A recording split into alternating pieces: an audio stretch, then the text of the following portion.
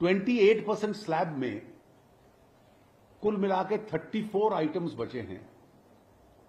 उन 34 आइटम्स में बहुत आइटम्स और उनके सब आइटम्स लग्जरी और सिन प्रोडक्ट्स हैं, वो हमारे रैशनलाइजेशन प्रोसेस के बाहर हैं। बाकी आइटम्स को हमने वे किया और उसमें 6 आइटम्स और आज कम कर दिए गए, जिससे कि 28 ब्रैकेट में 28 आइटम्स बचते हैं। अगर लग्जरी और सिन को भी जोड़ लिया जाए, उसमें 13 आइटम्स हैं ऑटोमोबाइल पार्ट्स के,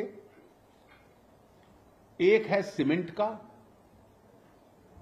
जो हाई रेवेन्यू आइटम्स है। इनका रेवेन्यू लगभग सीमेंट का 13,000 करोड़ है, ऑटो पार्ट्स का एस्टिमेटेड रेवेन्यू 20,000 करोड़ है।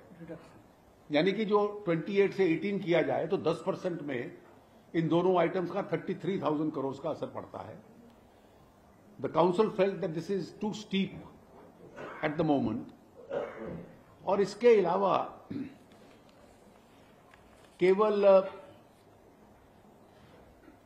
लग्जरी को छोड़ दिया जाए तो इन 2 आइटम्स के अलावा, मतलब इसके सब आइटम्स गिनती में बहुत बनेंगे क्योंकि ऑटोमोबाइल के 13 डिफरेंट क्लासिफिकेशंस हैं, तो उसमें एयर कंडीशनर्स और डिश वॉशर्स, जिसका कि बहुत ज्यादा यूज इंडिया में है नहीं, सिर्फ एक अपर सेगमेंट इनकम वाले लोग यूज करते होंगे, तो ये आइटम्स बने हैं।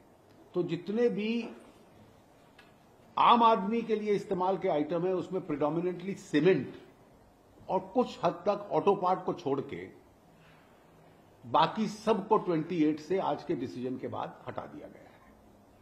जो आज आइटम्स थे उसमें एग्रीकल्चरल यूजर्स के लिए pulleys, transmission shaft, cranks, gear boxes,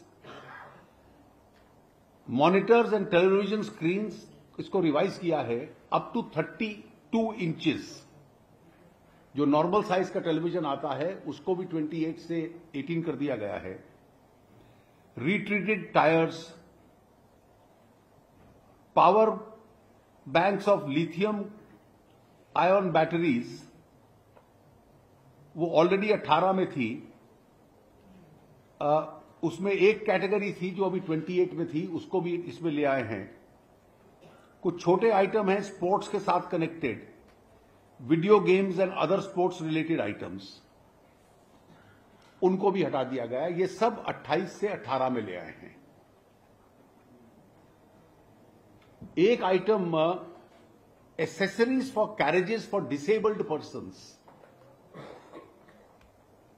जो फिजिकली डिसेबल्ड या स्पेशली इनेबल्ड जिन्हें कहते हैं, उनकी कैरेजेस की एसेसरीज का एक आइटम 28% में था। सो मेंबर्स फेल्ट इसको तुरंत 5% में ले आया जाए।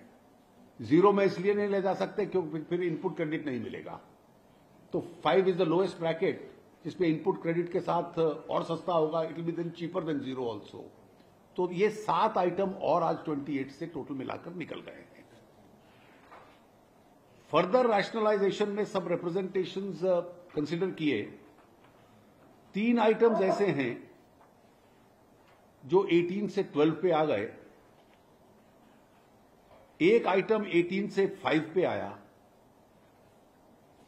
और कुछ आइटम्स ऐसे हैं जो 12 to 5, 12 to 0 एंड 5 to 0।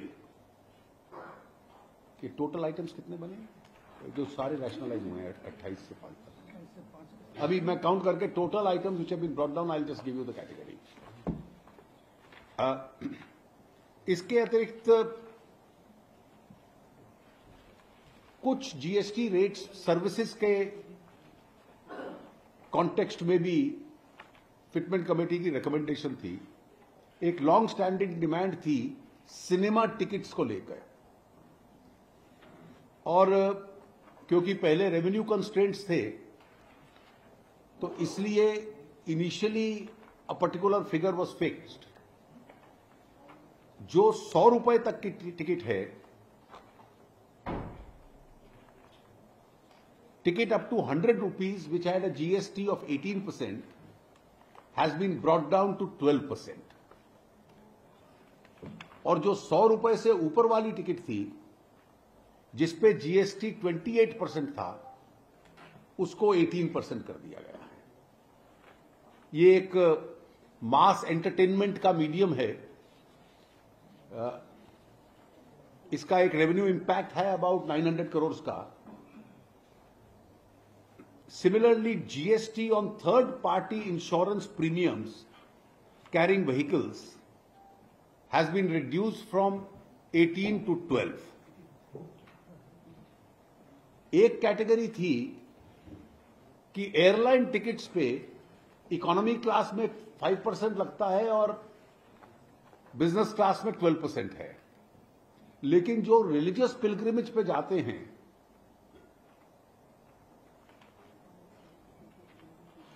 अगर वो फ्लाइट्स स्पेशल फ्लाइट्स होती हैं तो उन सब पे 18 लगता है। अब इसका कोई औचित्य नहीं था, क्योंकि वो उसको सर्विस मान लेते हैं rather than an airline ticket category. तो all that category will also be taxed at the same rate at which normal airline tickets are taxed, 5 and 12. Those who travel by economy will be 5, and those who travel by business will be 12. So there will be no premium tax. There was no reason for it, but some assessing authorities had started charging it because these were special flights or charter flights, and they were charging them at 12% because of that. तो इसमें अगर कोई मानसरोवर जाता है या हज पे जाता है, इस तरह के जो रिलीजियस ट्रिप्स हैं, they need not pay higher rates of taxation. They will pay the normal rate of taxation.